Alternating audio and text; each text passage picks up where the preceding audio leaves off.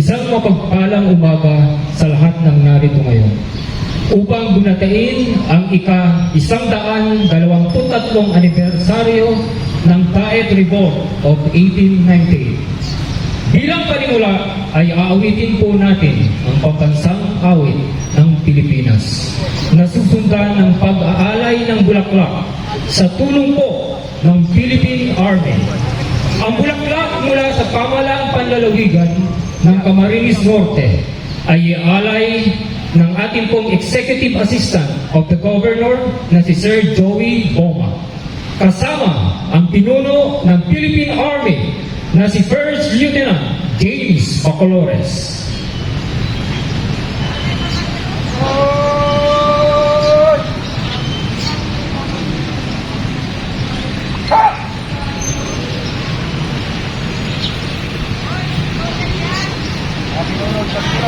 Kamay. Ha!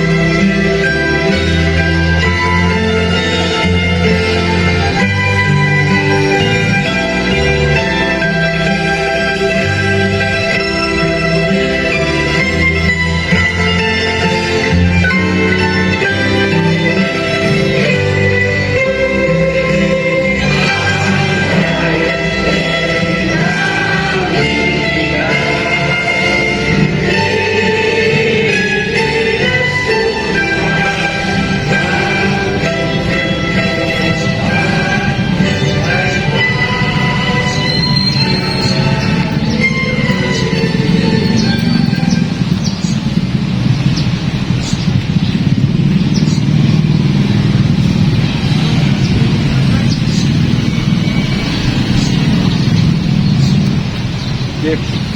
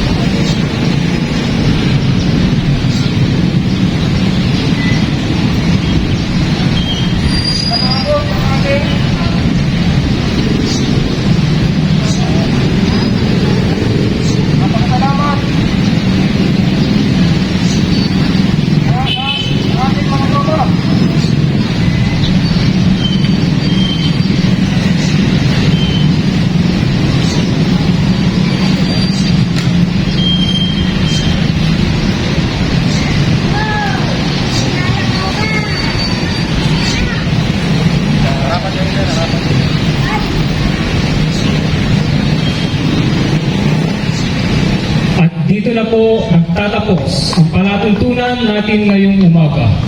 Nais po namin pasalamatan ang Philippine Army at sa lahat ng mga tumulong upang ang ating programa ay maging matagumpay.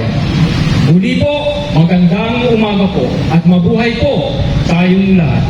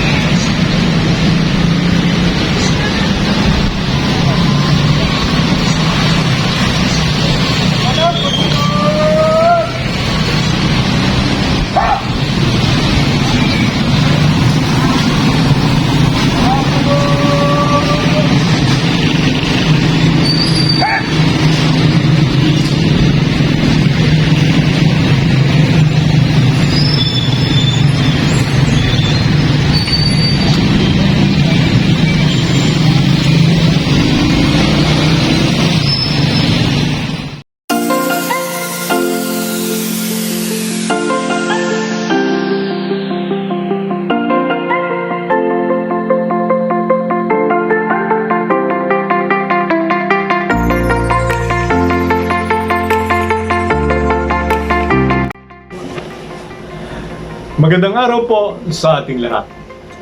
On April 14, 1898, the Katipuneros of Camarines Norte launched what was to be known as the Daet Revolt of 1898. Those were the 4 glorious days for the local revolutionaries who took control of the towns of Basud, Calasgasan, Alisay, Labo, and Daet from April 14 to 1898.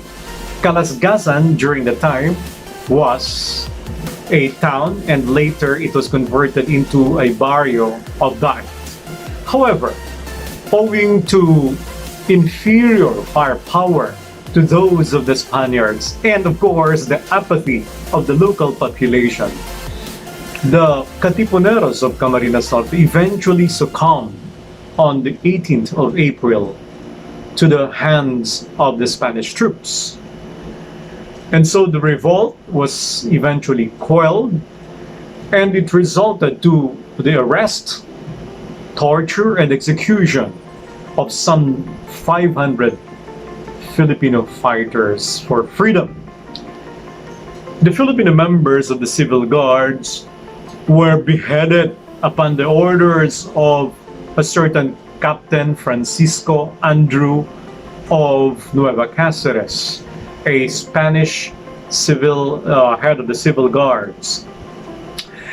And well, many of those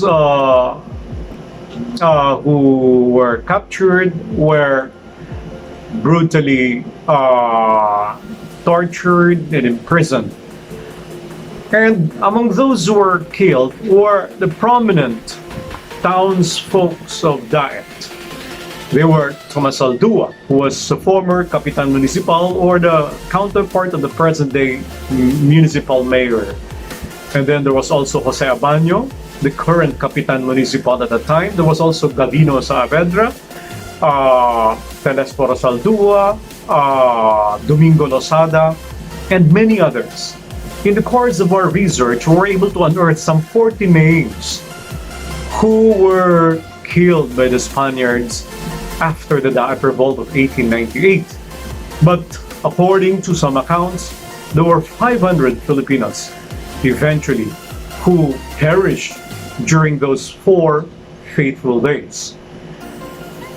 Although the Daet Revolt ended in a tragic fate, it became the weak because it eventually sent the entire Bicol region into a revolutionary mood, and eventually Nueva Cáceres would launch their own uprising So an armed uprising took a place in Naga, which was inspired by the Daet Revolt of April 1898. The upheaval that was a Daet Revolt can never be isolated from the steerings, the nationalist steerings, I would say, which could be traced back to the intrepid writings of Jose Maria Panganiban, and of course the initiatives, the revolutionary initiatives of General Vicente Lucban, who organized the Katipuneros in Camarines Norte much earlier on. And therefore, the provincial government of Camarines Norte, in recognition of the heroism of our local revolutionaries, is incessantly commemorating the sacrifices, the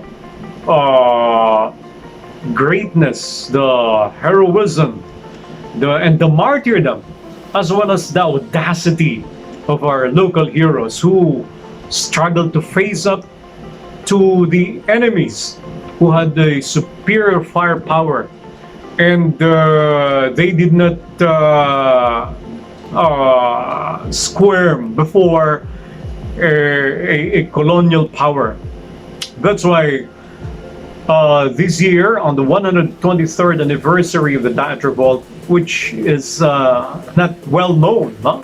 Because normally we're studying the revolts in many other provinces like Laguna, Batangas, Cavite, Ilocos, but hardly can you hear about the revolt in Daet.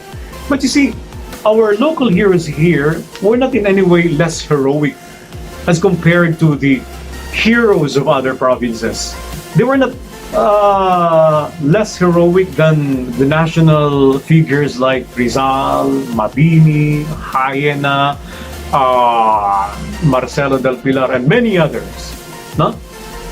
That's why it is but necessary to continually reintroduce among our young people the importance of the revolution that took place here in Camarines Norte. And this year, we're so thankful to Lieutenant Colonel Emerson Visumila, the infantry commanding officer of the 9th Infantry Battalion, 9th Infantry Division of the Philippine Army, who took the trouble of celebrating with the provincial government of Camarines Norte the 123rd anniversary of the Daet Revolt. And we are so thankful to First Lieutenant James Bacalores, who led the wreath laying ceremony along with our executive assistant from the office of the governor, the venerable, I would say, Kuya Joey Boma. And the importance of the Daet Revolt cannot be relegated to the backdrop. That is why we should always remember how our heroes fought tooth and nail in order to win this freedom that we enjoy today. They were, conspicuously a lot weaker as compared to the arms of their enemies. Kung baga sa salitang Filipino, dehadong-dehado. Sa Espanyol, dehado sila. Talong-talo. Pero hindi sila natakot. They were not in any way coward. They were not frightened. They were not intimidated by the colonial power. They pursued quite gallantly their aim of, fighting for Filipino freedom. And since it is hardly known today that many of our unsung heroes died during those 4 days of Daet Revolt, from April 14 to 18, 1898, well, it is but necessary that through this online celebration that we are exploiting the availability of this internet platform, then we have to popularize once more the role of the Filipino revolutionaries here in Camarines Norte in starting the revolutionary fervor in the whole of Bicolandia. Camarines Norte has a distinction of being the very first province in Bicol to organize a unit of Katipunan. It was initiated by Ildefonso Moreno and Vicente Lucban. They were the ones who started the so-called Cooperativo Popular, which supported, of course, clandestinely, the forces of Andres Bonifacio in Manila prior to the outbreak of Philippine Revolution in 1896. So, in other words, we, the people of Camarines Norte, are very fortunate to have that kind of honor that our ancestors were the very first ones to raise a standard of revolt despite everything. They did not win the war against the Spaniards, and many of them died in the process. But of course, we are proud because we know what it is and how it is to fight for our independence, and of course, to acquire that dignity that we have now as a people. And so, ladies and gentlemen, during this celebration in this year of pandemic, which is really terribly afflicting a lot of lives worldwide, we should always remember that our heroes never capitulated the dignity of the Filipino, and they never surrendered even to the superior force of the colonial power. And so today, we should not in any way say die, even in the midst of a daunting pandemic. Magandang umaga po. Maraming salamat po.